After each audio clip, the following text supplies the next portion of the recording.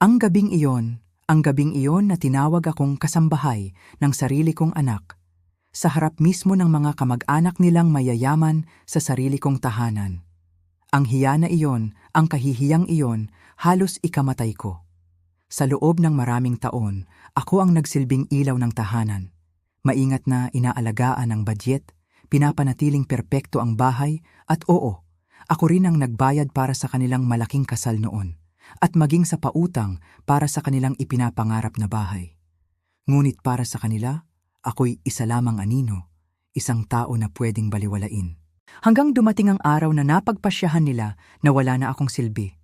Umalis ako, dala lamang ang aking maliit na purse, ngunit hindi nila alam na ang yumaong asawa ko pala ay nag-iwan sa akin ng isang lihim na mana. Mahigit 1,000,000 piso. Gusto nila akong paalisin, patahimikin. Ngayon, hindi lang bahay ang kukunin ko. Ibabalik ko ang aking dangal at sila ang bibigyan ko ng isang aral na pag-uusapan nila maging hanggang sa kanilang mga apo.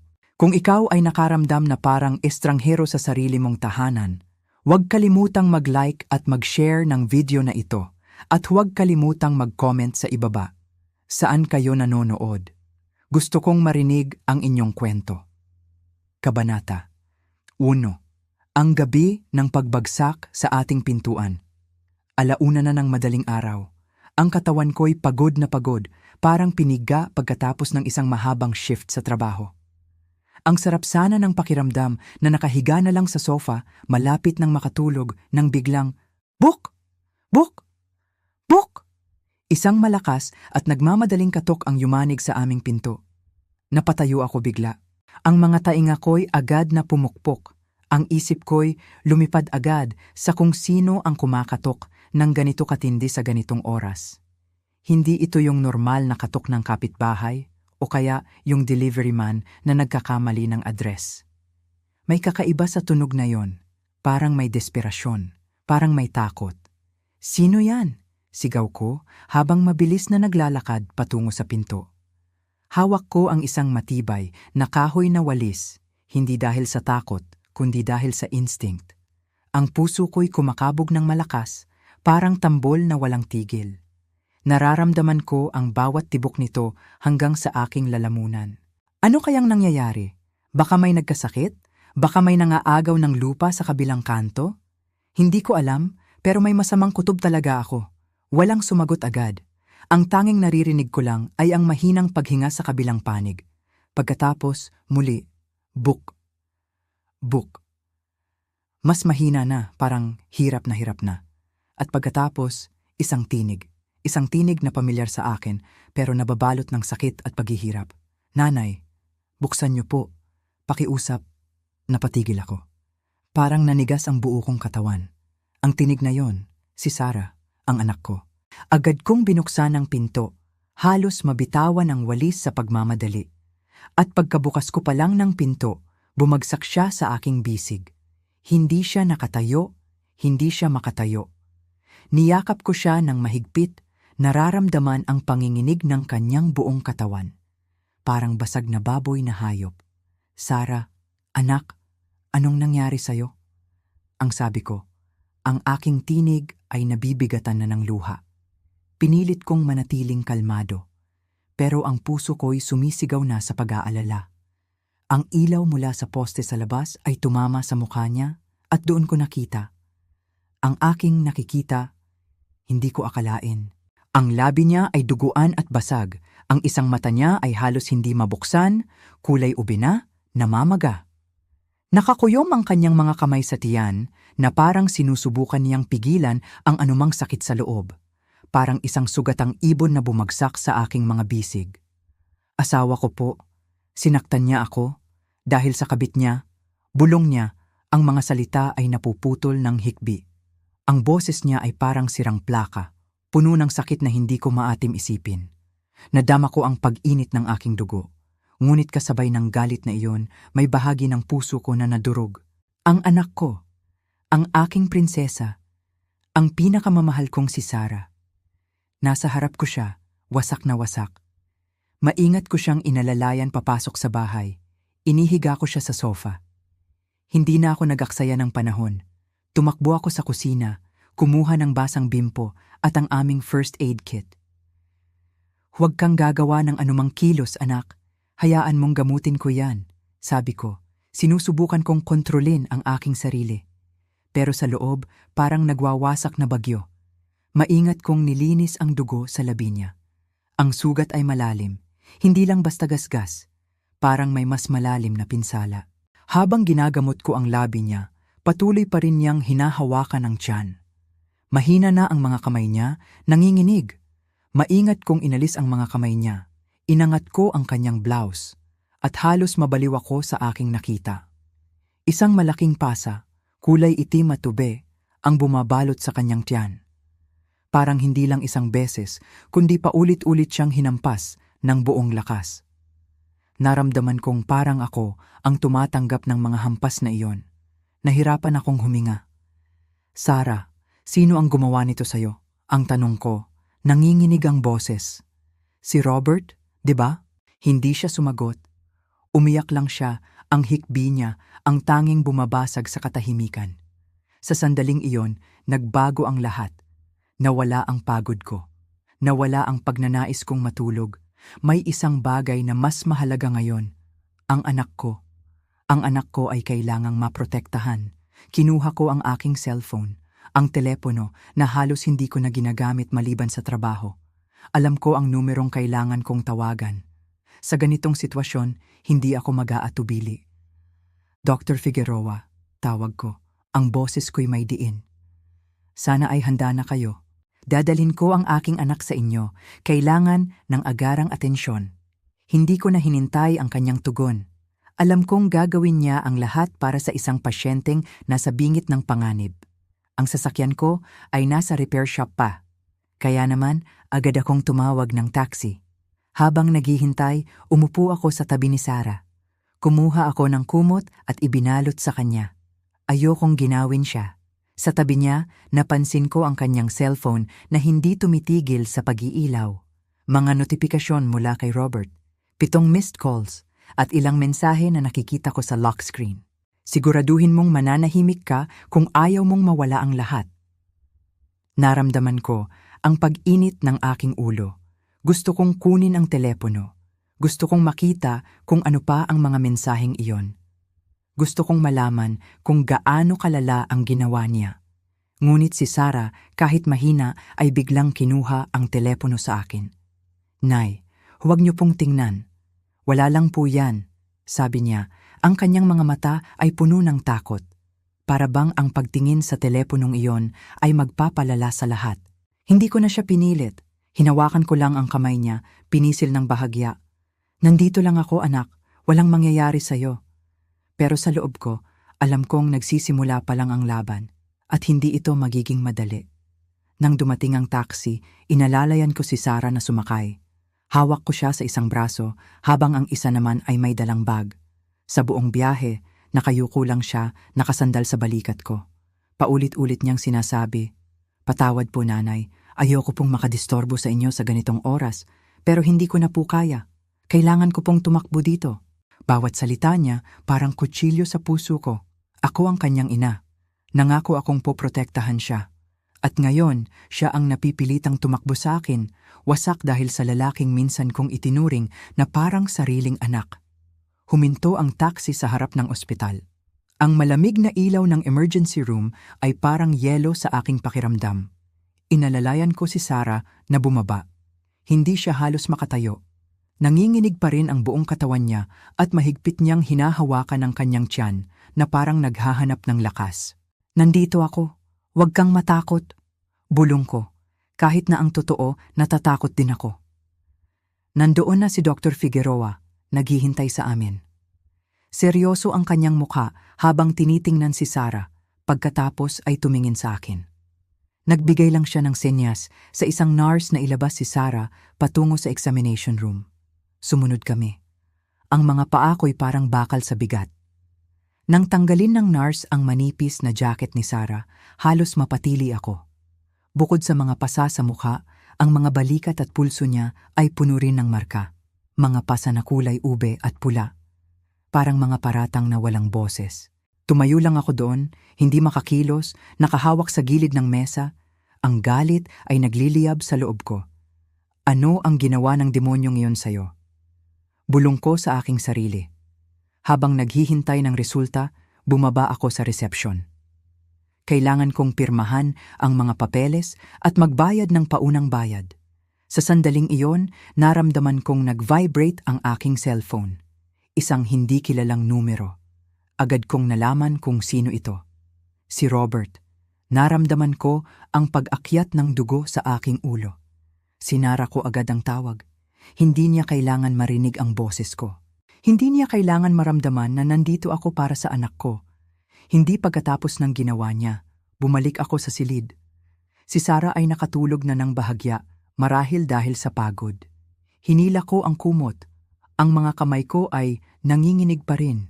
Nakatingin sa mukha niya, naalala ko ang dating Sarah. Ang masayahin, ang makulit, ang laging tumatakbo sa akin. "Nay, tingnan niyo po ako," sigaw niya noon. Ngayon, ang ngiti niyang iyon ay wala na. Napalitan ng takot at mga sugat. Umupo ako sa tabi ng kanyang kama. Pinapanood siyang matulog. Ang puso ko'y nadudurog. Ako ang kanyang ina. Nangako akong poprotektahan siya. At ngayon, siya ay nasasaktan dahil sa taong pinagkatiwalaan ko. Kasalanan ko ba? Hindi ko alam. Pero isang bagay ang sigurado ako. Hindi na ito mauulit. Ang apoy ng determinasyon ay nagsimulang lumaki sa aking dibdib. Hindi ko hahayaang magdusa pa ang anak ko. Hindi na kailanman. Kabanata 2. Ang pagsisiyasat at ang pagsisimula ng digmaan. Pagkatapos kong maalalayan si Sarah papasok, inihiga ko siya sa sofa. Ang kanyang paghinga ay mababaw pa rin at ramdam ko ang panginginig ng kanyang katawan. Tumakbo ako sa kusina, nanginginig ang mga kamay habang kinukuha ang first aid kit. Ang bawat galaw ko ay may halong pagmamadali, ngunit sinisikap kong maging mahinahon. Hindi ko pwedeng ipakita sa kanya na natatakot din ako. Kailangan kong maging malakas para sa kanya. "Huwag kang kikilos, anak. Hayaan mong gamutin ko yan," sabi ko habang nagsisimulang linisin ang mga sugat sa kanyang mukha. Ang labi niya'y punit at ang mga pasa sa kanyang mukha ay nagsisimula ng lumitaw, kulay ube at parang nagiinit. Ang paglilinis ko ng sugat ay parang paglilinis din ng sugat sa puso ko. Nakikita kong nahihirapan siyang huminga sa bawat paghawak ko. "Sakit po, nanay," bulong niya. "Alam ko, anak, alam ko." "Konti na lang," sagot ko, habang mas maingat kong ginagawa ang paglilinis. Gusto kong isigaw ang galit ko, pero pinipigilan ko. Hindi pa ito ang oras, kailangan ko munang alamin ang lahat. Nang matapos ako sa kanyang mukha, maingat kong hinawakan ang kanyang damit. Pwede mo bang tanggalin yan? Para makita ko ang tiyan mo?" Mahina kong tanong. Ramdam ko ang pag-aatubili niya, pero alam kong kailangan ito. Dahan-dahan, itinanggal niya ang kanyang blouse. At doon ko nakita ang mas malubhang pinsala. Hindi lang mga pasa. Ito'y malalaking marka, kulay itim at ube, na parang pinagsasampal ng paulit-ulit. Ang balat niya ay parang napunit sa ilang bahagi. Naramdaman kong parang sinuntok ang aking sikmura. Hindi ko mapigilan ang paghinga ng malalim. Ito na nga, ang kutob ko ay totoo. Mas malala pa sa inaakala ko. "Sinong gumawa nito, Sarah? Si Robert?" Halos pabulong kong tanong, pero may kasama ng pagtitimpi ng galit. Hindi siya sumagot. Umiling lang siya at muling bumuhos ang kanyang mga luha. Ang kanyang mga hikbi ang tanging naririnig sa tahimik naming sala. "Hindi okay to, anak," sabi ko. Ang boses ko'y halos hindi na marinig. "Kailangan ka naming dalhin sa ospital. Kailangan ka nilang tingnan. Baka may mga internal injuries ka." Pinilit kong kalmahin siya habang inihahanda ang maliliit na gamit niya. Isang maliit na bag lang ang kinuha ko, nilagyan ng ilang damit, toothbrush, at ang first aid kit. Sa pagmamadali ko, napansin ko ang cellphone niya sa mesa. Hindi ito tumitigil sa pag-ilaw. Maraming missed calls mula kay Robert. At ang mga mensahe, hindi ko mapigilan ang sarili ko na silipin ang ilan. "Siguraduhin mong mananahimik ka kung ayaw mong mawala ang lahat." Napatigil ako. Ang dugo ko'y halos kumulo. Ano ba talaga ang ginawa ng lalaking ito sa anak ko? Ano pa ang mga lihim niyang itinatago? Pero alam ko, hindi ito ang tamang oras para alamin ang mga iyon. Ang kaligtasan ni Sarah ang pinakamahalaga ngayon.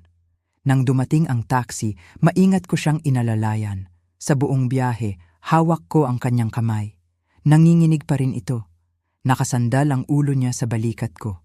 Paulit-ulit niyang sinasabi, "Patawad po, nanay. Ayoko pong makadistorbo sa inyo." Bawat salita niya, parang kutsilyo sa puso ko. Ako ang kanyang ina. Nangako akong poprotektahan siya. At ngayon, siya ang napipilitang tumakbo sa akin, wasak dahil sa lalaking minsan kong itinuring na parang sariling anak. Nakarating kami sa ospital. Ang malamig na ilaw ng emergency room ay parang yelo sa aking pakiramdam. Naghihintay na doon si Dr. Figueroa. Alam niyang paparating kami. Malakas ang loob ko na may makakatulong sa amin, pero hindi mabubura ang takot sa aking dibdib. Tiningnan niya si Sarah, pagkatapos ay ako. Walang maraming salita. Nagbigay lang siya ng senyas sa isang nurse na dalhin si Sarah sa examination room. Sumunod kami, ang bawat hakbang ay parang paglalakad sa hangin, mabigat at hindi sigurado. Nang tanggalin ng nurse ang manipis na blouse ni Sarah, halos mapatili ulit ako. Bukod sa mga pasa sa mukha at tiyan, ang kanyang mga balikat at pulso ay puno rin ng marka. Mga pasa na kulay ube at pula. Parang mga paratang na walang boses. Nakatayo lang ako doon, hindi makakilos, nakahawak sa gilid ng mesa. Ang galit ay nagliliyab sa loob ko. Ano ang ginawa ng demonyong iyon sa'yo? Bulong ko sa sarili ko. Maingat na sinuri ni Dr. Figueroa ang bawat sugat. Ang kanyang mukha ay seryoso. Kailangan natin ng X-ray, sabi niya. Ang kanyang tinig ay malungkot ngunit matatag. Para makita natin kung may mga bali sa tadyang niya. Tumango lang ako. Pinapanood ko si Sarah, nakapikit, parang gustong tumakas sa lahat ng ito. Habang naghihintay, bumaba ako para ayusin ang mga papeles at magbayad ng paunang bayad. Habang nasa counter ako, hindi tumitigil sa pag-vibrate ang cellphone ko. Isang hindi kilalang numero. Si Robert. Agad kong binabaan. Hindi ko siya bibigyan ng pagkakataon na magpaliwanag. Hindi ngayon. Pagbalik ko sa silid, nakita kong nakatulog na si Sarah. Siguro dahil sa pagod. Hinila ko ang kumot, ramdam ang panginginig ng aking mga kamay. Tinitingnan ko ang mukha niya, naalala ko ang dating Sarah. Ang masayahing batang babae. Ang laging tumatakbo sa akin, sumisigaw, "Nay, tingnan niyo po ako." Ngayon, ang ngiti na iyon ay wala na. Napalitan ng takot at mga sugat. Umupo ako sa tabi ng kanyang kama. Pinapanood siyang matulog. Ang puso ko'y nadudurog. Ako ang kanyang ina. Nangako akong poprotektahan siya. Kabanata 3. Mga bakas ng katotohanan. Boses ng kapitbahay. Pagkatapos ng lahat ng nangyari sa ospital, dinala ko si Sarah pabalik sa aming tahanan. Kahit paano, nakahinga na rin ako nang maluwag nang masabi ni Dr. Figueroa na walang internal bleeding. Malaking bagay na iyon. Pero alam kong hindi pa tapos ang laban. Ang mga sugat sa katawan ay maaaring gamutin ng gamot, pero ang mga sugat sa puso, iyon ang mas matagal pagalingin. Habang nag-aayos ako ng mga gamit ni Sarah, napansin ko ulit ang cellphone niya. Hindi ko pa rin nakukuha ang mga mensahe ni Robert noong nasa ospital kami. Nanginginig pa rin ang kamay ko habang pinipindot ang screen. Nang makapasok ako sa inbox, bumungad sa akin ang mga salitang nagpatayo ng balahibo ko. "Nasaan ka na? Sumagot ka. Kung hindi, pag sinabi mo sa kahit sino ang nangyari, hindi lang ikaw ang magdurusa. Pati yung mga mahal mo sa buhay, pati yung nanay mong pulis, magbabayad sila. Magbabayad sila." Ang mga salitang iyon ay parang pinong karayom na tumusok sa puso ko. Ang galit na kanina ko pa pinipigilan ay biglang bumaha sa buong pagkatao ko. Hindi lang anak ko ang target niya. Pati ako? Pati yung mga taong mahal ko? Isinara mo na ba ang mga mata mo? Baka gusto mong mawala ang lahat ng pinaghirapan mo? Ang bahay na to, lahat. Binasa ko ang mga mensahe paulit-ulit. Ang lalaking ito, si Robert. Hindi lang siya salbahe, kundi isang demonyo. Pinaglalaruan niya ang buhay ng anak ko. At ngayon, pati ako, dinamay niya. Hindi ko hahayaan yon, hindi kailanman. Pagkatapos kong basahin ang mga mensahe, kinuha ko ang SIM card mula sa cellphone ni Sarah. Alam kong dapat kong itago ang mga ebidensyang ito. Hindi ko alam kung ano ang susunod niyang gagawin, pero hindi na ako magpapabaya. Naghanda ako ng panibagong SIM card na para sa akin, para wala siyang mapagkalkalan ng impormasyon tungkol sa amin. Tinawagan ko si Attorney James Rodriguez. Alam kong alam niya ang kahalagahan ng bawat detalye. Attorney Rodriguez, Elizabeth Santos po ito, sabi ko. Sinisikap na gawing normal ang aking boses. Mayroon na po akong karagdagang ebidensya. Mga mensahe mula kay Robert na nagpapatunay ng kanyang pagbabanta. Narinig ko ang paggalaw niya sa kabilang linya. Magaling, Elizabeth. Napakahalaga niyan. I-save mo lahat ng iyan. Huwag mong ipaalam sa kanya na mayroon ka na nito. Opo, Ate Karen, salamat po. Pagkatapos ng tawag na yon, lumapit ako kay Sarah. Nakahiga pa rin siya, pero parang mas mahimbing na ang tulog. Ramdam ko ang bigat ng kanyang kalagayan. Hindi lang pisikal, kundi pati emosyonal. Habang nakaupo ako sa tabi niya, napansin ko ang mga gamit na naiwan niya. May isang maliit na plastic bag na may mga gamot, at isa pang maliit na bag na parang may lamang maliliit na bagay. Nang buksan ko, nakita ko ang ilang reseta mula sa klinik ni Dr. Figueroa. Pati na rin ang ilang piraso ng papel na parang mga resibo. Naisipan kong tingnan ang mga ito, baka sakaling may makatulong. Pero habang hinahawakan ko ang mga papel na iyon, may narinig akong kaluskos sa labas. Hindi ito ang normal na ingay ng gabi. Parang may nagmamasid. Napapansin ko na sa mga nakaraang araw, may mga sasakyan na hindi ko kilala na dumadaan sa harap ng aming bahay nang paulit-ulit. Minsan, may mga motor na bumubusina ng malakas sa kanto. Nagsisimula na akong makaramdam ng kaba. Dahan-dahan akong lumapit sa bintana, maingat na sumilip sa labas. Wala akong nakita, pero ang pakiramdam na may nagmamasid ay nandyan pa rin. Naisip ko, baka masyado lang akong nag-o-overthink. Baka dahil sa stress ng lahat ng nangyari. Nang medyo kumalma na ako, naalala ko si Miss Camila. Siya ang aming kapitbahay sa tapat. Isa siyang matandang babae, mabait, at palaging nandyan kung kailangan. Madalas siyang bumibisita para makipagkwentuhan, lalo na noong nag-iisa lang ako sa bahay habang nagtatrabaho pa ako bilang aktibong pulis. May CCTV camera kasi ang bahay niya na nakatutok sa kalsada malapit sa pinto namin. Naalala ko, noong isang gabi, may narinig siyang ingay. Baka sakaling nakunan ng camera niya ang kahit kaunti man lang. Kailangan kong subukan. Lumabas ako ng bahay. Madilim na ang paligid, pero alam ko ang daan papunta sa bahay ni Miss Camila. Kahit matanda na siya, hindi siya natatakot sa dilim. Tahimik akong naglakad, pinapakiramdaman ang bawat hakbang ko. Nang makarating ako sa tapat ng kanilang bahay, nakita ko ang ilaw sa kanilang sala. Kumatok ako ng marahan. Miss Camila, ako po ito, si Elizabeth. Maya-maya, bumukas ang pinto. Nakita ko si Miss Camila, nakasuot ng kanyang pajama, hawak ang isang baso ng malamig na tubig. Ang kanyang mukha ay nagpakita ng pagtataka, pero agad napalitan ng pag-aalala nang makita niya ako. Elizabeth? Anong ginagawa mo dito sa ganitong oras? May nangyari ba? Tanong niya, ang kanyang tinig ay puno ng pag-aalala. Miss Camila, pasensya na po sa abala, sabi ko, habang pinipilit kong kontrolin ang aking boses. Pero kailangan ko po ng tulong ninyo. Mayroon po ba kayong CCTV camera na nakatutok dito sa tapat ng bahay namin? Nagulat siya sandali. Pagkatapos, tumango siya. Oo, Elizabeth, mayroon. Bakit? May problema ba? Opo, Miss Camila. Gabi po kagabi. Mga alauna, may dumating po na tao sa bahay namin. Si Sarah, ang anak ko. Mukhang hindi ko na natuloy ang sasabihin ko. Umiyak na naman ako. Naalala ko ulit ang itsura ni Sarah kagabi. Ang mga sugat niya. Ang takot sa kanyang mga mata. Si Miss Camila ay lumapit sa akin. Inakay ako papasok. Huminahon ka muna, Elizabeth. Uminom ka muna ng tubig. Naupo kami sa kanilang sala. Hinayaan ko siyang magkwento. Pagkatapos kong ikwento ang nangyari kay Sarah, napahawak si Miss Camila sa kanyang dibdib. Diyos mio, paano nangyari yan? Ang bait-bait ni Sarah? Sino ang gumawa niyan? Ang asawa niya po, Miss Camila. Si Robert. Nagalit si Miss Camila. Ang lalaking iyon, nakikita ko siya minsan, akala ko'y mabait. Hindi ko akalain na ganun pala siya kalupit.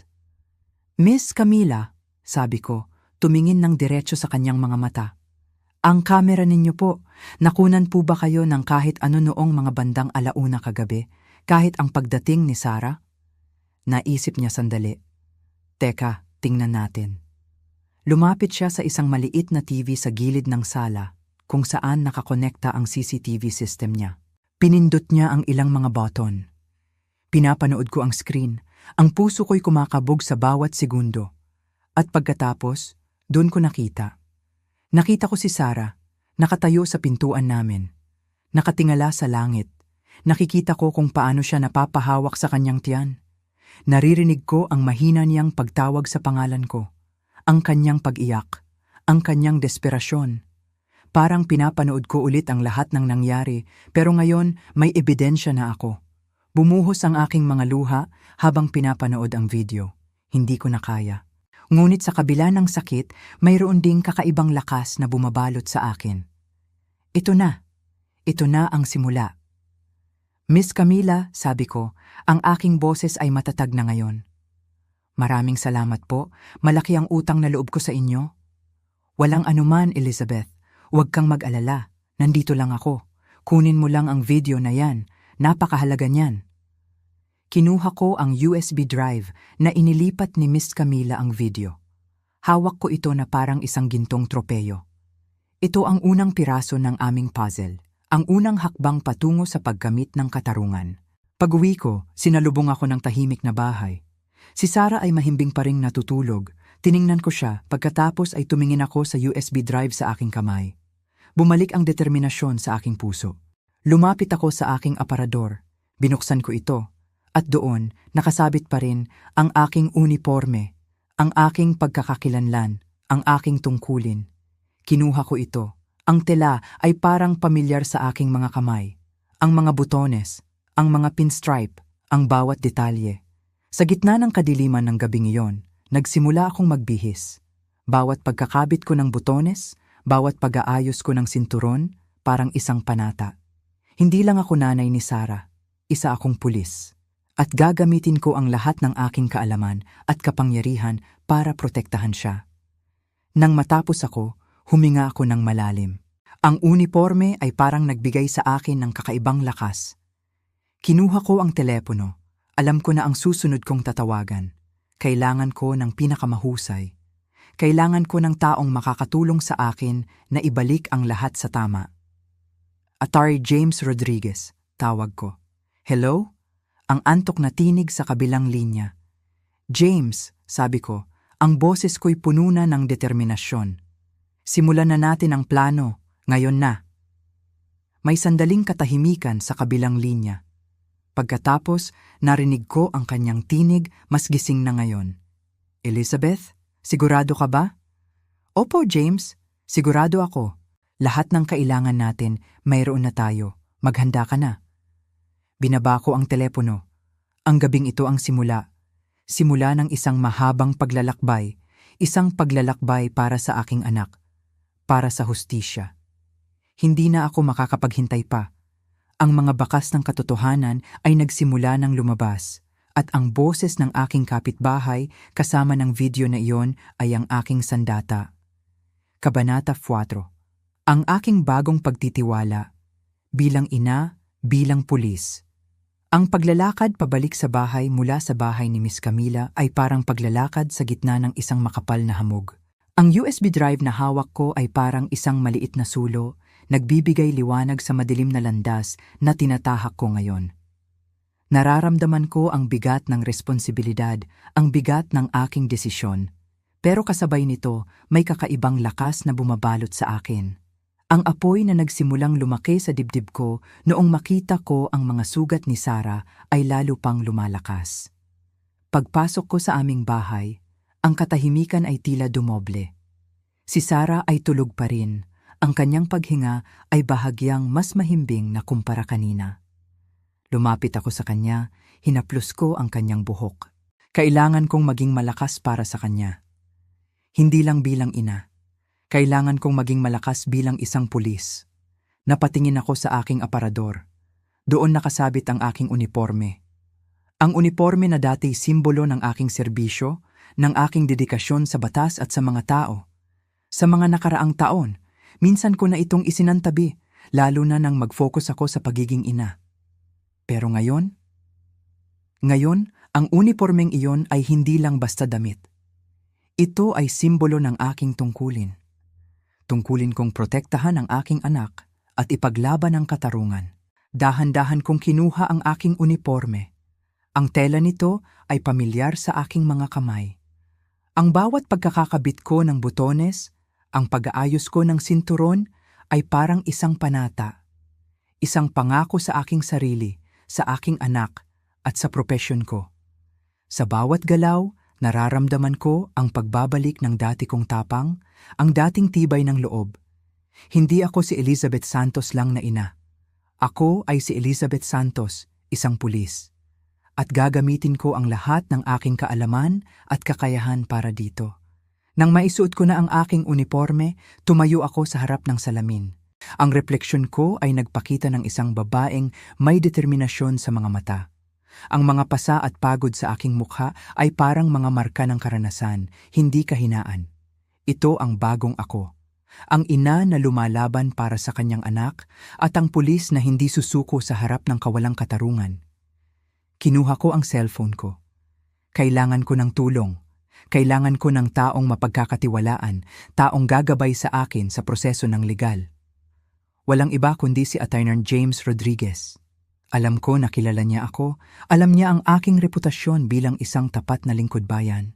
Kaya naman, hindi ako magdadalawang isip na humingi ng kanyang tulong.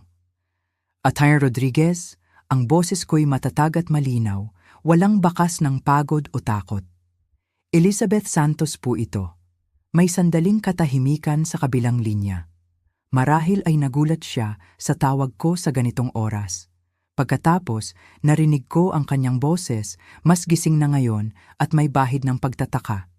Elizabeth, may problema ba? Anong oras na? James, sabi ko, hindi ko na pinatagal pa. Kailangan na nating simulan ang plano. Ngayon na. Narinig ko ang paghinga niya, parang nag-iisip siya. Sigurado ka ba, Elizabeth? Ito na talaga? Opo, James, sigurado ako. Ang sagot ko, ang bawat salita ay may bigat. Ang lahat ng kailangan natin, nakuha ko na.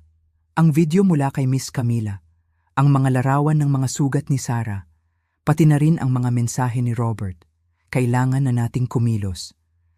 Narinig ko ang pagbuntong hininga niya, pero hindi ito pagbuntong hininga ng pagod, kundi ng pagtanggap. Sige, Elizabeth, kung sigurado ka, ako'y handa. Magkita tayo sa opisina ko mamayang mga 10:00 ng umaga. Magdala ka ng lahat ng ebidensya. Maghanda ka na rin. Alam mo naman, lalaban si Robert. Alam ko, James, at handa ako. Pagkatapos ng tawag, lumapit ako sa kwarto ni Sarah. Nakahiga pa rin siya, pero hindi na siya natutulog ng mahimbing. Parang kinakabahan na naman siya. Lumapit ako sa kanya at umupo sa tabi ng kanyang kama. Hinawakan ko ang kanyang kamay. Malamig ito. Sarah, anak. Mahina kong sabi. Gising ka na ba? Dahan-dahan niyang iminulat ang kanyang mga mata. Tumingin siya sa akin, pagkatapos ay sa aking uniforme. Nakita ko ang pagtataka at bahagyang takot sa kanyang mga mata. Nay, bakit po kayo ganyan nakapaputi? Ngumiti ako, isang ngiti na pilit pero puno ng pagmamahal. Para sa'yo, anak. Para sa atin, kailangan nating lumaban. Kinuha ko ang aking digital camera. Ito ang aking kasangkapan sa pagdodokumento. Sa aking trabaho, napakarami ko nang nagamit na camera para kunan ng mga crime scene. Ngayon, ang sarili kong anak ang aking subject. Maingat kong inalis ang kumot na nakabalot kay Sarah. Nanginginig ang aking mga kamay habang inaayos ko ang posisyon niya para makuha ko ang bawat sugat. Ang bawat kurba ng pasa, ang lalim ng mga gasgas, ang pamumula ng balat. Lahat iyon kailangan kong makuha. Click, click, click. Ang tunog ng shutter ng kamera ay parang paulit-ulit na pagbuhos ng ulan sa aking pandinig. Sa bawat pag-flash ng ilaw, parang may isang piraso ng puso ko ang nababasag. Pero kasabay nito, nararamdaman ko ang pagbuo ng isang bagong determinasyon. Ito ang aking mga ebidensya.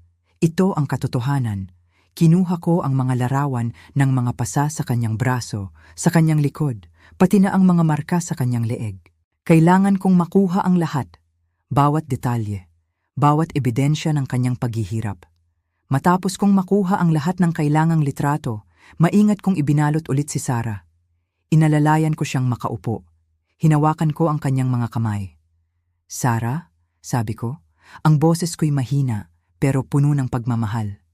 "Kailangan mong maging matatag. Alam kong mahirap to, pero nandito ako. Hindi ka nag-iisa." Tumango lang siya. Ang kanyang mga mata ay puno ng luha. Pero sa pagkakataong ito, nakakita ako ng bahagyang pagbabago sa kanyang mga mata. Parang may unting pag-asa. Pagkatapos noon, bumaba ako sa dining area. Inilabas ko ang lahat ng aking mga papeles, ang mga reseta mula sa ospital, ang mga paunang bayad, at ang USB drive mula kay Miss Camila. Inilagay ko ang lahat sa mesa. Nagbukas ako ng laptop. Kailangan kong mabackup ang lahat. Kailangan kong masigurado na hindi mawawala ang mga ebidensyang ito. Habang nag-a-upload ako ng mga files, nakatingin ako sa screen. Ang mga imahe ng mga sugat ni Sarah, ang video ng kanyang pagdating kagabi. Lahat iyon ay tila naglalaro sa aking isipan, ang sakripisyo niya, ang kanyang pagdurusa. Nang matapos ang pag-backup, tumingin ako sa orasan. 8:00 na ng umaga. Nakatulog na ulit si Sarah. Nang matapos ang pag-backup, tumingin ako sa orasan. 8:00 na ng umaga. Nakatulog na ulit si Sarah. Nakahiga pa rin siya, ang mukha niya'y medyo namamaga pa rin at ang labi niya'y tuyo at biyak na parang hindi niya matakasan ang sakit kahit sa panaginip. Dahan-dahan akong nagtungo sa kusina. Gumawa ako ng isang bowl ng chicken soup.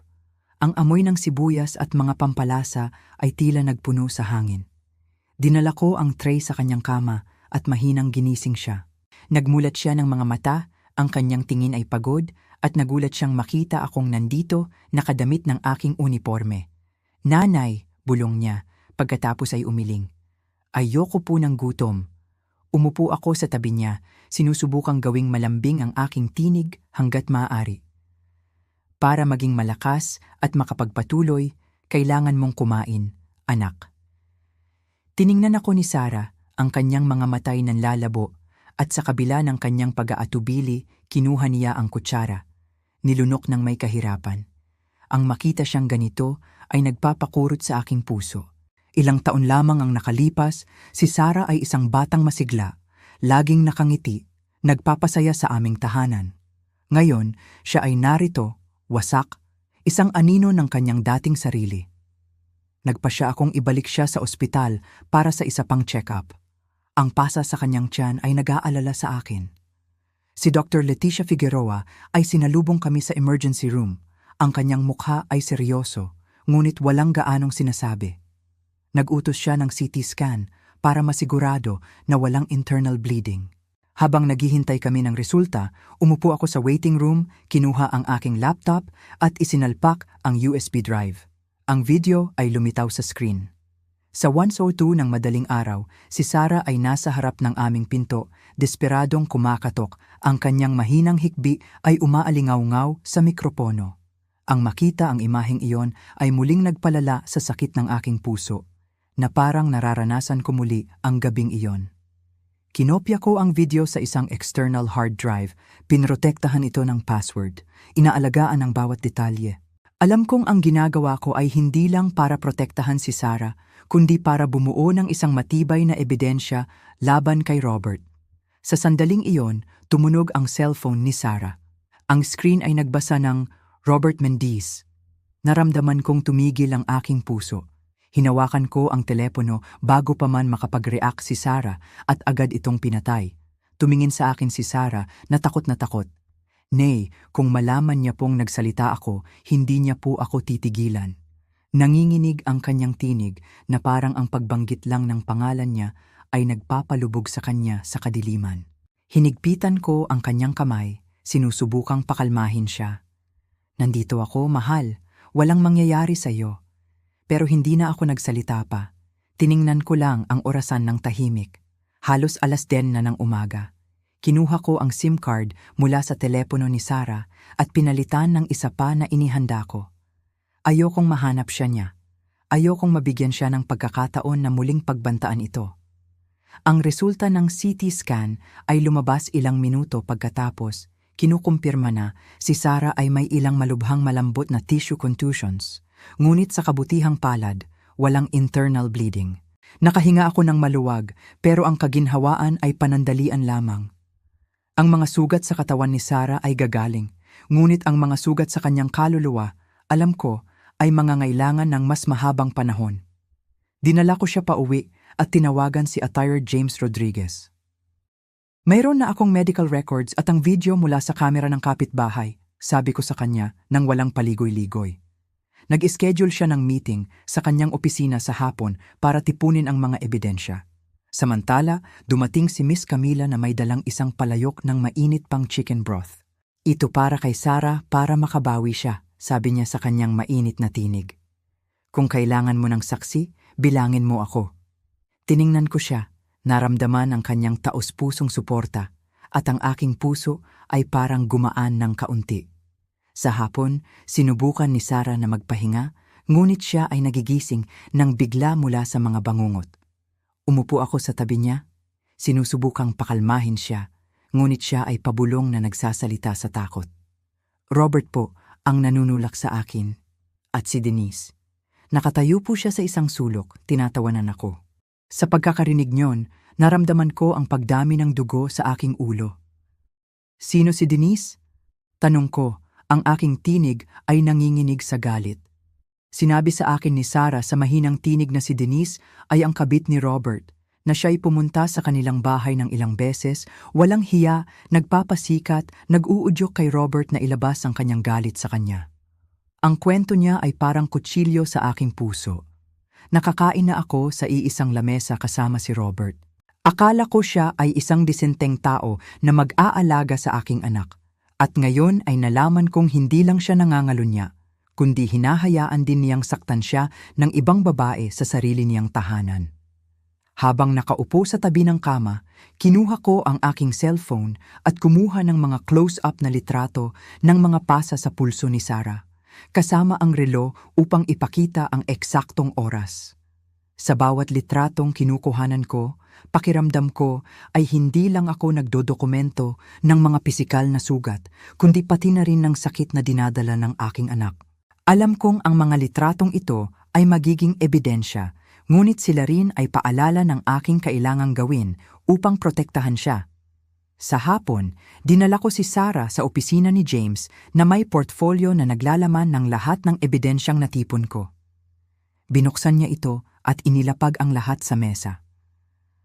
Ang mga litrato ng mga pinsala, ang medical report, at ang video sa USB. Tumango si James, ang kanyang tinig ay matatag. Ito ay isang medyo matibay na pundasyon. Ngayon kailangan lang nating patunayan ang pampublikong pangangalunya at wala na siyang mapagtataguan. Hinigpitan ko ang hawakan ng aking bag. Alam na alam ko kung ano ang susunod kong hakbang. Hindi na lang ako isang inang nagdadalamhati. Ako ay isang pulis at gagamitin ko ang lahat ng mayroon ako upang mapagbayaran ni Robert. Naiwan ko si Sarah sa bahay ni Miss Camila ngayong gabi, ang pinakaligtas na lugar para sa kanya sa sandaling iyon. Tinitiyak ko na may nagbabantay sa labas at alam kong siya ay mapoprotektahan. Bumalik ako sa bahay mag-isa, ang aking puso ay mabigat. Hinubad ko ang aking uniforme at nagsuot ng lumang jacket at maong, sinusubukang magmukhang ordinaryong tao at hindi isang opisyal na naghahanap ng ebidensya. Kinuha ko ang digital camera mula sa drawer, sinuri ang baterya at memory card at lumabas sa aking lumang kotse. Bawat ikot ng gulong ay nagpapaalala sa akin na ako ipapasok sa isang digmaan hindi lang para kay Sarah, kundi para sa katarungan na aking isinumpa na ipagtatanggol. Ipinark ko ang kotse sa isang madilim na eskinita malapit sa Arches Bar, ang lugar na sinabi ni Sarah na madalas puntahan ni Robert. Ang neon light mula sa lugar ay nagpapailaw sa isang bahagi ng kalsada. Umupo ako sa kotse, nakahawak ang kamera sa aking kamay, naghihintay. Bandang 8:00 ng gabi, lumitaw ang pilak na truck ni Robert. Ang mga headlight nito ay tumatanglaw sa eskinita. Kabanata 5. Ang mga tinik sa pusong nagsisimulang bumuka. Ang hatid sa amin ni Attorney James Rodriguez ay hindi magandang balita. Kinabukasan matapos ang aking desisyon na kumilos, tinawagan niya ako para sabihing si Robert ay nag-hire na ng isang kilalang abogado sa lungsod. Ang pangalan nito'y Hector Valdivia. Alam ko ang pangalan na iyan, mapanganib, matalino, at alam kong gagawin niya ang lahat para ipagtanggol si Robert. Naramdaman ko ang bigat sa aking dibdib. Nagiging mas komplikado ang lahat. Ngunit hindi ako nagpatinag. Ang mga larawan ng mga pasa ni Sarah, ang video mula kay Miss Camila, ang mga mensahe ni Robert sa cellphone ni Sarah, lahat ng iyon ay nasa aking pag-iingat na. Hindi ko hahayaang manalo ang kasamaan dito. Dinala ko ulit si Sarah sa ospital para sa follow-up check-up. Kailangan naming masigurado na walang ibang problema na nagtatago sa loob ng kanyang katawan. Ang mga pasa ay mas nagiging kulay ubi na ngayon at ang pamamaga sa kanyang mukha ay hindi pa rin nawawala. Sa bawat pagtingin ko sa kanya, parang may kung anong humihigpit sa aking puso. Ang dating masayahin niyang mga mata ay puno na ngayon ng takot at kalungkutan. Habang nasa klinik si Dr. Figueroa, bumulong sa akin si Sarah. Nay, napanaginipan ko po si Robert kagabi. Hinahanap niya daw po ako. Nanginginig ang kanyang tinig. Tapos, may kasama siya, isang babae, nakangiti sa akin. Tinatawanan ako. Napahigpit ang hawak ko sa kanyang kamay. Sino siya, anak? Tanong ko, sinusubukan kong pigilan ang pag-akyat ng aking galit. Si Denise po, Nay. Yung kabit niya. Denise, ang pangalan na binanggit ni Sarah sa akin noong una. Ang babaeng sinasabi niyang nagpapasikat kay Robert, nag-uudyok dito, nasaktan siya. Naramdaman ko ang init na gumapang sa aking leeg. Ang ideya na ang anak ko, ang aking Sarah, ay hindi lang pisikal na sinasaktan, kundi pati na rin sa emosyonal ng dalawang taong ito'y hindi ko matanggap. Pinakiramdaman ko ang paghinga ni Sarah. Humihinga siya ng malalim, parang sinusubukang ibalik ang kanyang lakas. Ngunit ang kanyang mga mata ay nanatiling malungkot. Hindi lang po ako sinasaktan ni Robert, Nay, dagdag niya. Ang kanyang tinig ay halos hindi ko na marinig. Madalas po, pag nandyan si Denise, inaasar niya ako. Pinapamukha niya sa akin na wala akong halaga, na ako ang may kasalanan kung bakit siya naghahanap ng iba. Bumagsak ang aking balikat. Hindi ko akalain na ganito kalala. Hindi lang ito simpleng away mag-asawa. Ito ay isang malalim na psikolohikal na pagpapahirap. Si Robert, ang lalaking minsan kong nakasama sa hapagkainan, ang lalaking tinuring kong anak, ay nagpapahintulot na ang kanyang kabit ay manakit at manlait sa aking anak sa sarili nitong tahanan. Nang matapos ang konsultasyon, nagpasya akong samahan si Sarah sa isang psychologist na nire-rekomenda ni Attorney James. Alam kong malaki ang maitutulong nito sa kanya para makarecover. Habang naghihintay kami sa waiting room, hindi ko mapigilan ang pag-iisip. Paano nangyari na ang isang lalaking tulad ni Robert ay nagawa ito? Mayroon bang mali sa pagpapalaki ko kay Sarah? May mali ba sa aking paghuhusga? Habang naghihintay, kinuha ko ang cellphone ko. Gusto kong tingnan ulit ang mga litrato ng mga pasa ni Sarah. Habang tinitingnan ko ang bawat kuha, naaalala ko ang bawat segundo ng gabing iyon. Ang takot ni Sarah, ang galit ko, ang determinasyon ko, pinindot ko ang camera app. Gusto kong kumuha ng mga bagong litrato. Mga litrato ng mga pasa niya ngayon para makita kung may pagbabago. Kahit paano, ito rin ay nagsisilbing paalala sa akin kung bakit ko ito ginagawa.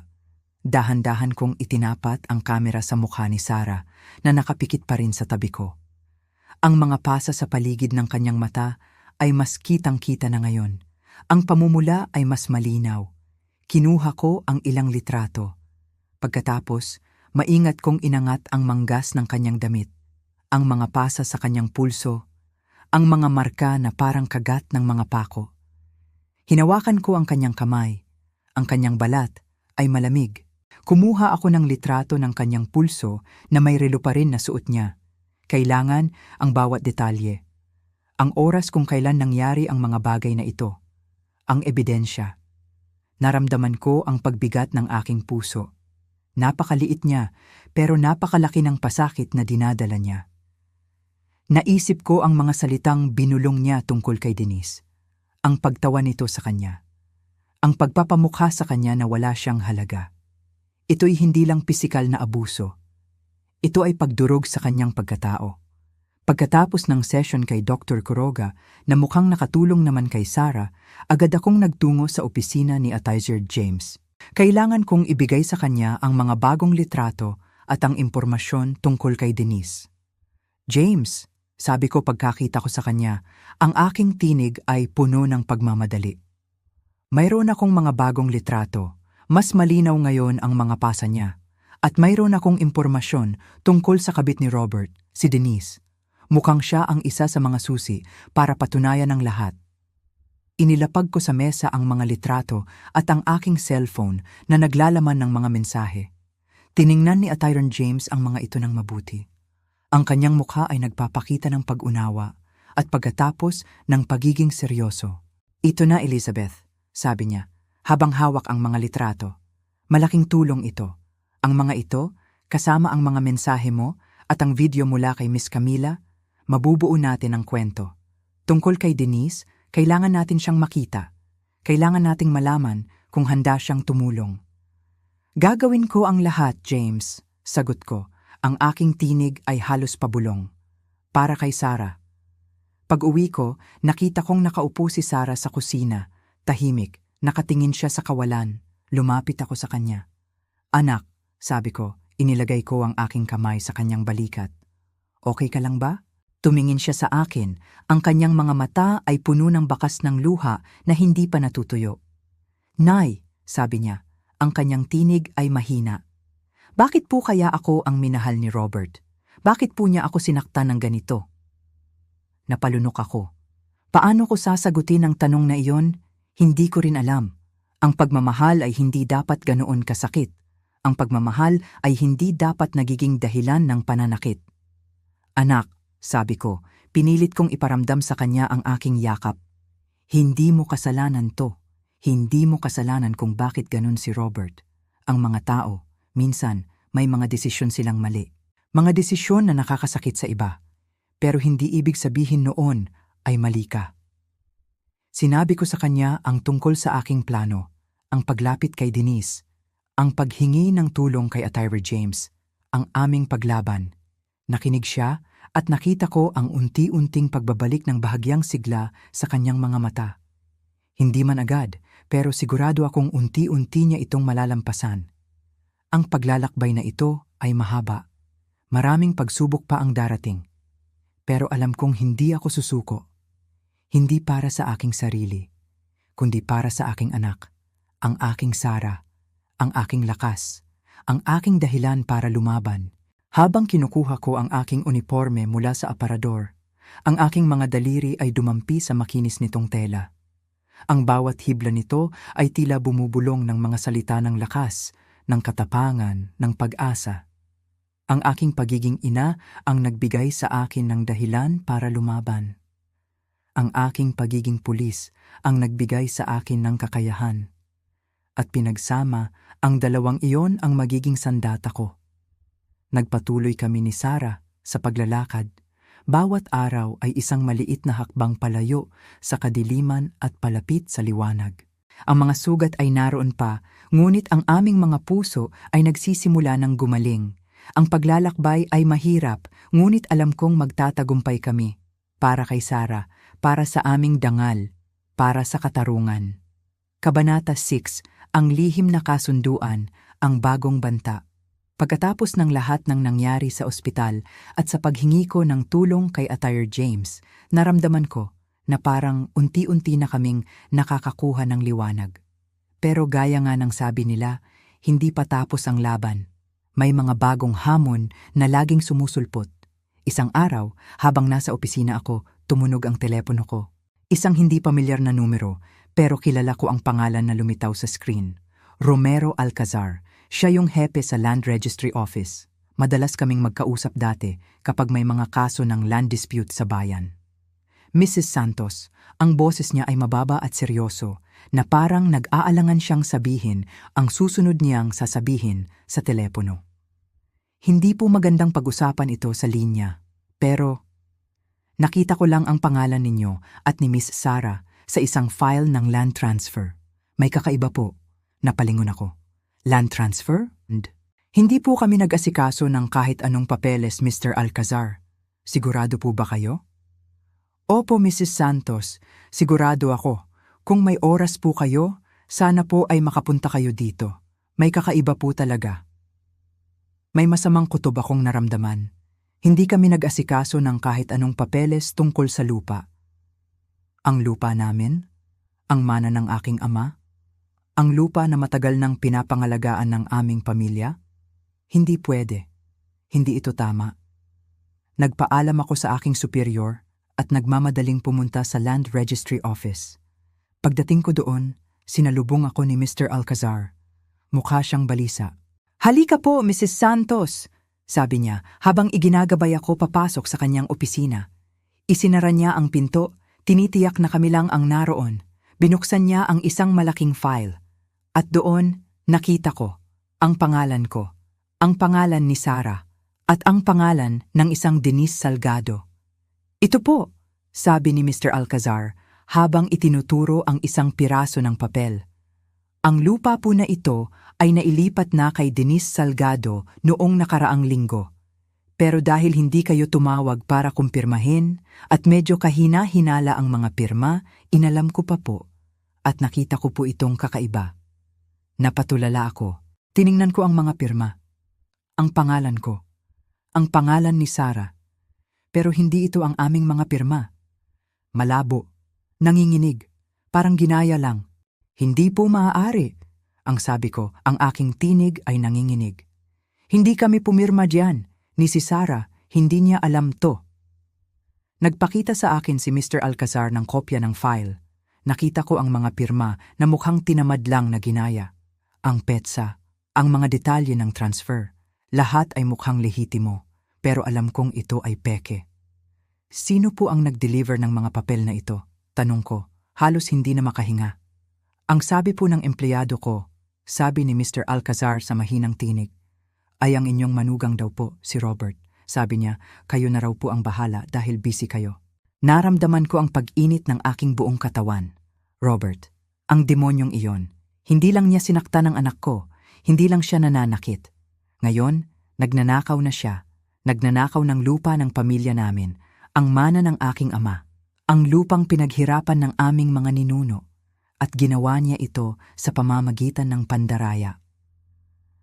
"Mr. Alcazar," sabi ko, sinusubukan kong kontrolin ang aking emosyon. "Pakiusap, bigyan niyo ako ng kopya ng lahat ng ito. Kailangan ko." Nagbuntong hininga siya. "Sige po, Mrs. Santos, pero kailangan niyo pong maging maingat." May tumulong sa kanya dito sa loob. Malamang alam nila kung ano ang ginawa nila. Pagkatapos, bumulong siya. "Huwag niyo pong ipaalam sa kahit sino na ako ang nagsabi sa inyo." Tumango ako. Nagpasalamat ako at lumabas ng opisina. Ang mundo ko'y parang biglang bumagal. Ang bawat hakbang ko ay parang paglalakad sa manipis na yelo. Ang galit ko ay hindi na lang dahil sa pananakit kay Sarah. Galit na ito dahil sa paglapastangan sa aming pamilya.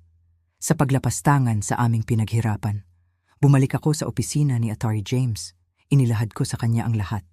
Ang mga litrato ni Sarah, ang mga mensahe ni Robert, at ngayon, ang kopya ng peking deed of transfer. "Robert," sabi niya, pagkatapos niyang suriin ang lahat, "hindi lang siya nanakit, nandaraya rin siya. At ang lupain pa ng pamilya mo ang tinarget niya." Napatango ako. "Oo, James. Ito na ang pinakamalaking kasalanan niya. Hindi lang siya kailangang managot sa pananakit kay Sarah, kundi pati sa pandaraya na ito." "Kung ganon," sabi ni Attorney James, ang kanyang tinig ay puno ng determinasyon. "Ito na ang pinakamalakas nating ebidensya. Hindi na siya makakatakas dito. Ngayon, mayroon na tayong basehan para sa kasong pandaraya, bukod pa sa kaso ng physical abuse." Naramdaman ko ang unti-unting pagluwag ng aking dibdib. Sa wakas, mayroon na kaming konkretong ebidensya laban sa kanya. Hindi lang pananakit ang pwede naming isalalay sa kanya, kundi pati ang kasong kriminal dahil sa pandaraya. Habang nag-uusap kami ni Atty. James, biglang nag-vibrate ang aking cellphone. Isang mensahe, galing kay Sarah. Nakalagay ang numero ni Miss Camila. Nay, tumawag po si Robert sa kaibigan ko. Tinatanong kung nasaan ako. Nang sabihin niyang hindi niya alam, bantaan din daw po siya. Takot na po ako. Naramdaman ko ang pagkawala ng lakas ko. Kahit na may mga ebidensya na kami, kahit na alam kong lalaban kami, hindi pa rin natatapos ang kanyang pananakot. Ang kanyang pagbabanta ay parang isang anino na sumusunod sa aming bawat galaw. Nandito lang ako, anak, sabi ko sa telepono. Pinipilit kong maging kalmado. Huwag kang mag-alala, magiging maayos ang lahat, nasa lugar kang ligtas. Pagkatapos kong makipag-usap kay Sarah, agad akong bumalik sa opisina ni Atty. James. James, kailangan nating kumilos agad. Nagpapadala pa rin ng banta si Robert. Kailangan nating maprotektahan si Sarah ng husto. Tumango si Atty. James. Naiintindihan ko, Elizabeth. Huwag kang mag-alala. Tutulungan kita. Nagpatuloy kami sa paghahanda ng mga papeles. Ang pandaraya sa lupa ay isang malaking kaso. Ang pagbabanta kay Sarah ay isa pang malaking kaso. Pinagsama, ito ay isang matinding patunay laban kay Robert. Alam ko na ang labang ito ay magiging mahirap. Alam kong gagamitin ni Robert ang lahat ng kanyang lakas at pera para labanan kami. Pero hindi ako natatakot. Ang pagmamahal ko sa aking anak at ang aking paninindigan bilang isang pulis ay mas malakas kaysa sa anumang kasamaan na kaya niyang gawin. Sa gabing iyon, habang nag-aayos ako ng mga papeles, napatingin ako sa aking uniforme na nakasabit pa rin sa aking aparador. Ito ang aking simbolo. Ito ang aking sandata. Hindi ko hahayaang masira ang pangalan ko o ang pangalan ng aking pamilya. Ang bawat hakbang na ginagawa namin ay nagpapatibay sa aking determinasyon. Si Robert ay hindi makakatakas. Sa huli, ang katotohanan ang mananaig. Ang hustisya ay darating. At ipaglalaban ko ito para kay Sarah at para sa lahat ng mga kababaihan na dumaranas ng kaparehong paghihirap. Kabanata 7. Ang pagharap sa demonyo, ang paghahanap sa puso. Ang dating katinuan ko ay tila naglalaho sa tuwing naiisip ko ang lahat ng ginawa ni Robert. Hindi lang ang pananakit niya kay Sarah, kundi pati ang pandaraya niya sa aming pamilya. Ang lupain na minana pa namin mula pa sa aking ama. Naisip ko, kailangan ko siyang harapin, hindi lang sa korte. Kailangan niyang malaman na hindi siya makakalusot sa akin. Nagsuot ako ng lumang jacket at maong. Ayokong magmukhang pulis. Ayokong malaman niya na may plano na ako. Gusto ko lang makita ang reaksyon niya kapag nakita niya ang mga ebidensyang pinaghirapan ko. Nagmaneho ako papunta sa kanyang pawn shop. Alam kong doon siya madalas. Doon niya ipinapakita ang kanyang kapangyarihan sa maliit na bayang ito. Ang mga gulong ng aking lumang kotse ay parang nagbibigay ng tunog ng babala. Ito na ang simula ng aking paghihiganti. Hindi lang para kay Sarah, para sa aking dangal. Pagdating ko doon, nakabukas ang tindahan. Amoy tabako at langis ng makina ang sumalubong sa akin. Nakita ko ang 2 tauhan ni Robert na nag-aayos ng mga gamit sa mga estante. Nang makita nila ako, ngumisi ang isa. "Oh, nandito na ang nanay-in-law," sabi niya, na may halong pang-aasar. Hindi ko sila pinansin. Naglakad ako diretso papunta sa likod na opisina kung saan ko alam na naroon siya. Nakita ko siya, nakaupo sa kanyang mesa, nagbibilang ng pera. Nakatambak ang mga dolyar sa harapan niya. "Hoy, nanay-in-law na pulis," sabi niya ngumisi. "Anong ginagawa mo dito? Wala ka bang ibang magawa?" Ang kanyang tinig ay puno ng sarkasmo.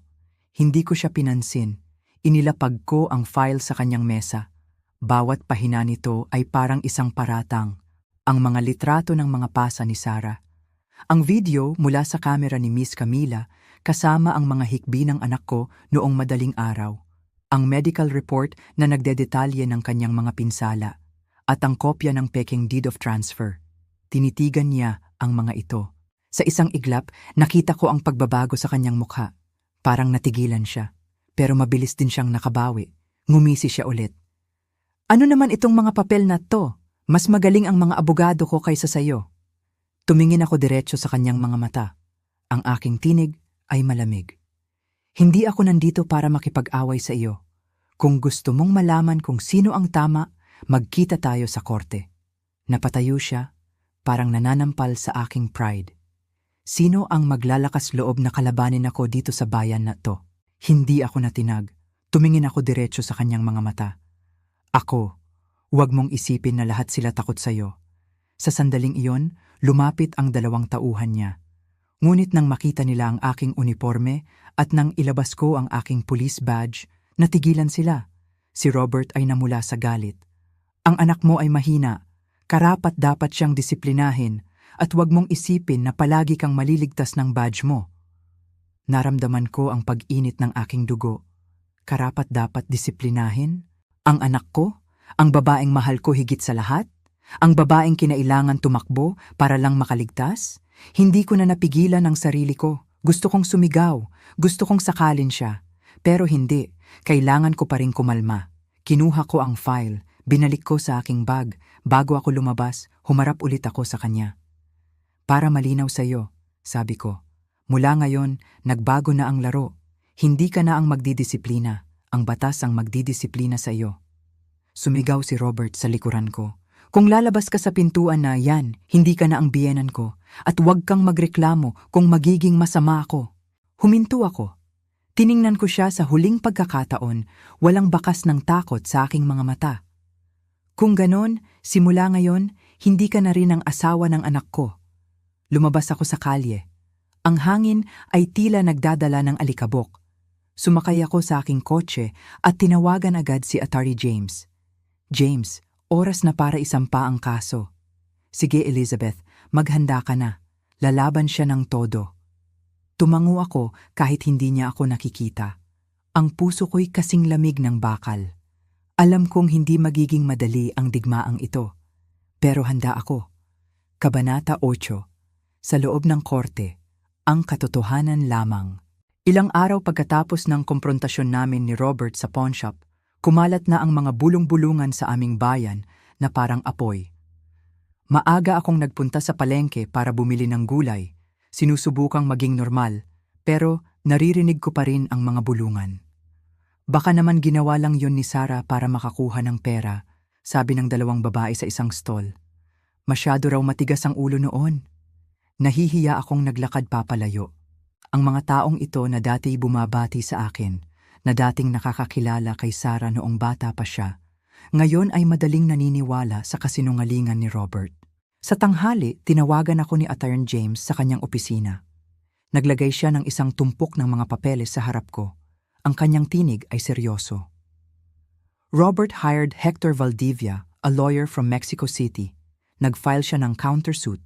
Sabi niya, si Sarah ang nag-imbento ng lahat para pigain siya at ikaw naman, ginagamit mo ang posisyon mo bilang pulis para pagbantaan siya. Tinitigan ko ang lawsuit. Nakita ko ang pirma ni Valdivia na kulay asul, basang-basa pa. Ang mga salita sa papel ay parang direktang akusasyon laban kay Sarah at sa akin. Na parang kami ang masama, ang mga nagdudunot ng buhay ni Robert. Si Sarah na nakaupo sa tabi ko ay namutla. Nay, gusto niya akong gawing sinungaling, sabi niya. Nanginginig ang tinig. Nakita ko ang pagdurusa sa kanyang mga mata. Napakagatlabi ako. Huwag kang mag-alala, anak, sabi ko, hinawakan ang kanyang kamay. Nandito ako, hindi kanya magagawang sinungaling. Sa hapon, dinala ko si Sarah sa bahay ni Miss Camila. Nang dumaan kami sa isang eskinita, nakita ko ang 2 tauhan ni Robert na naninigarilyo, nakatingin sa amin. Isa sa kanila ay sumigaw. Ingat kayo! Mas naniniwala ang mga tao dito kay Robert kaysa sa inyo. Hindi ako sumagot. Hinigpitan ko lang ang hawak sa kamay ni Sarah at inalalayan siyang pumasok sa bahay. Pero ang mga salitang iyon ay parang mga bato na tumatama sa aking puso na lalong nagpaparamdam sa akin ng pag-iisa. Agad kong tinawagan si Commander Rosales para ipagbigay alam ang banta. Nangako siyang magpapadala ng karagdagang patrol sa gabi, pero ang kanyang tinig ay nagpapakita rin ng pag-aalala. Elizabeth, mag-ingat ka. Sinusubukan niyang baliktarin ang sitwasyon. Tumango ako at nagpasalamat, pero sa loob ko, alam kong nasa isang mapanganib na landas ako. Nang gabing iyon, nagpunta ako sa tindahan para bumili ng makakain. Ang may-ari, isang matagal ko nang kakilala, ay hinila ako sa isang sulok at bumulong, "Elizabeth, mag-ingat ka." Ang sabi ng lahat, pinag-iinitan mo raw ang manugang mo para makuha ang lupa. Isang malamig na pawis ang tumakbo sa aking likod. Ang mga tao na dating kapitbahay ko, nakasama ko sa pagbabahagi ng kwento, ngayon ay naniniwala na ako'y isang manloloko. Nagpasalamat ako, sinubukan kong ngumiti, pero habang papalabas ako ng tindahan, nararamdaman ko na parang bumibigay na ang mundo sa akin. Pagdating ko sa bahay, nakakita ako ng isang unmarked envelope na nakasabit sa ilalim ng pinto. Sa loob nito, isang note na nakasulat sa magulong sulat kamay. "Manahimik ka o mawawala ang anak mo?" Hinawakan ko ang papel. Nanginginig ang aking mga kamay, pero hindi sa takot. Galit. Galit ako dahil si Robert ay naglakas loob na pagbantaan ang aking anak. Galit ako dahil ang mga tao sa paligid ko ay madaling manipulahin. Maingat kong inilagay ang note sa file ng mga ebidensya, alam kong isa pa itong piraso para mabuking siya. Hating gabi na nang magkaroon kami ng emergency meeting ni James sa kanyang opisina. Nakita niya ang threatening note at tumango lang ng bahagya. Maganda. Kung mas madumi siyang maglaro, mas lalo siyang malulubog.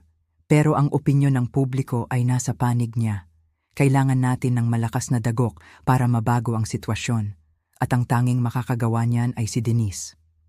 Nang marinig ang pangalan ni Denise mula kay James, isang maliit na liwanag ng pag-asa ang nagalab sa kadiliman. Si Denise, ang kabit ni Robert, ang maaaring maging susi para mabago ang sitwasyon. Pero kasabay nito, alam kong hindi madaling makuha ang kanyang kooperasyon. Tumayo ako doon sa dim light ng opisina, iniisip si Sarah, ang mga pasa sa katawan niya, ang mga kasinungalingan na bumabalot sa amin. Ang sakit na iyon, parang apoy na dahan-dahang nag-aapoy ay nagtulak sa akin. Hindi ako magpapatalo kay Robert. Hindi ko hahayaang itago ng kanyang mga kasinungalingan ang katotohanan. Kabanata 8, ang hukuman.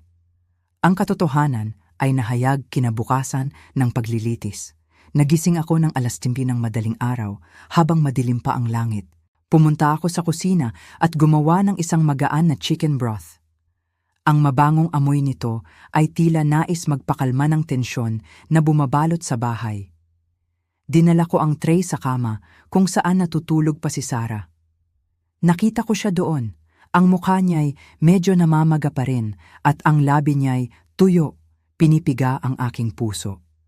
Mahinang ginising ko siya, bumubulong, "Kumain ka, anak, para magkaroon ka ng lakas." Nagmulat si Sarah ng kanyang mga mata. Ang kanyang tingin ay pagod, ngunit tumango siya at dahan-dahang umupo. Tinulungan ko siyang isuot ang isang mahabang damit na light blue at nilagyan ng manipis na scarf ang kanyang leeg upang matakpan ang pasa na nakikita pa rin. Inayos ko ang kanyang buhok at mahinang sinabi, "Hindi mo na kailangang yumuko pa." Tiningnan ako ni Sarah. Ang kanyang mga matay may luha, ngunit hindi siya nagsalita. Hinawakan lang niya ang aking kamay na parang iyon lang ang tanging paraan para makaramdam siya ng seguridad. Sa labas ng bahay, si Commander Rosales ay naghihintay na sa amin kasama ang isang patrol car. Binati niya ako ng tango. Ang kanyang tingin ay seryoso, ngunit mainit. "Nakaayos na ako ng escort, Elizabeth. Magiging maayos ang lahat ngayon," sabi niya. Nagpasalamat ako. Nakakaramdam ng kaunting ginhawa dahil alam kong hindi ako nag-iisa. Sa daan patungo sa courthouse, nakita ko ang mga tao sa bayan na nagkukumpulan sa plaza, bumubulong. Ang ilan ay nakatingin sa amin na may pag-usisa, ang iba ay bahagyang tumatango, na parang sumusuporta, ngunit mayroon ding mga umiling na may pagdududa. Ang mga tsismis na ikinalat ni Robert ay nakalutang pa rin sa hangin at alam kong ang laban ngayon ay hindi lang laban sa kanya, kundi para mabawi ang katotohanan. Pagdating sa pasukan ng courthouse, nakita ko si Robert.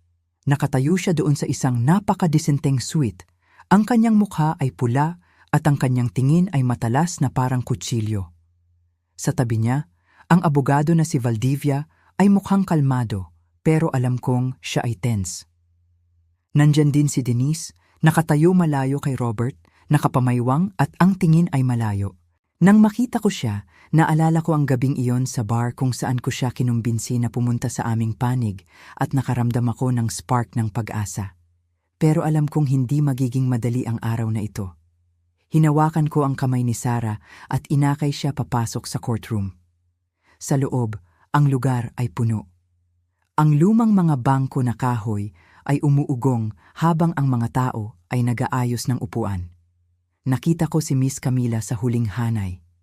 Siya'y tumango sa akin nang may paghikayat na parang nagsasabing palagi siyang nandyan upang suportahan kami. Pumasok si Judge Arturo Cervantes at ang buong silid ay tumayo. Ang hangin ay parang mabigat. Ang tanging tunog ay ang ugong ng ceiling fan na parang tibok ng puso ng silid.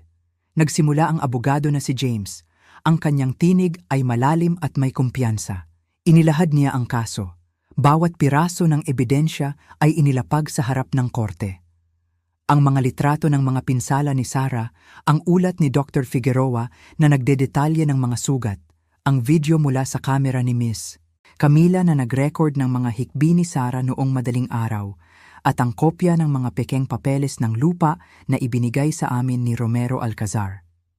Nang i-project ni James ang video sa screen, ang mga katok ni Sarah sa pinto at ang kanyang mahinang hikbi ay umalingaw-ngaw sa buong silid. Narinig ko ang mga bulungan sa gitna ng mga tao. Ang ilan ay nagpupunas ng mga mata. Tiningnan ko si Sarah sa tabi ko. Nanginginig ang kanyang mga kamay at nakayuko ang kanyang ulo. Naglagay ako ng kamay sa kanyang balikat at marahang hinigpitan ito na parang sinasabi sa kanya na nandito pa rin ako, na palagi akong nandito. Tumayo ang abogado na si Valdivia para tumutol. Ang kanyang tinig ay matalas. Si Sarah ay nag-imbento ng lahat para pigain ang aking kliyente. Si Elizabeth Ariga ay inabuso ang kanyang autoridad bilang isang pulis para manakot at manirang puri. Ang mga salitang iyon ay parang mga patalim sa aking puso. Gusto kong tumayo at sumigaw na nagsisinungaling siya, na ang mga pasa ni Sarah ay hindi imbensyon. Ngunit si James ay nagbigay ng senyas para kumalma ako. Ipinakita niya ang mga threatening messages ni Robert na malinaw na nakikita sa malaking screen. Manahimik ka kung ayaw mong mapalitan. Ang buong silid ay natahimik. Yumuko si Sarah. Mas lalong nanginginig ang kanyang mga kamay at alam kong naaalala niya ang buwan na nabuhay siya sa takot. Hinigpitan ko ang kanyang balikat, sinusubukang bigyan siya ng aking lakas. Pagkatapos ay dumating ang turno ni Denise. Siya'y tumayo sa witness stand, nanginginig, ang kanyang tingin ay nag-aalangan. Robert promised to give me a share of the land, sabi niya. Ang kanyang tinig ay nanginginig ngunit malinaw.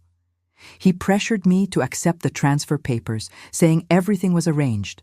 But the truth is, he forged his wife's signature to steal the land from her. Tumayo si Robert, sumisigaw, "You betrayed me."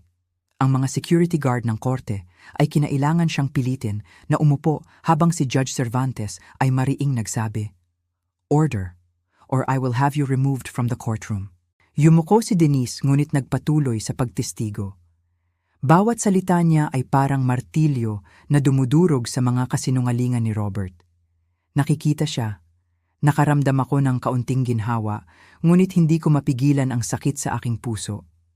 Si Denise ay naging bahagi ng pagdurusa ni Sarah, ngunit ngayon siya ay pinili na pumunta sa panig ng katotohanan. Nang dumating ang aking turno, umakyat ako sa witness stand at nanumpa sa harap ng korte. Tumingin ako diretso sa mga tao.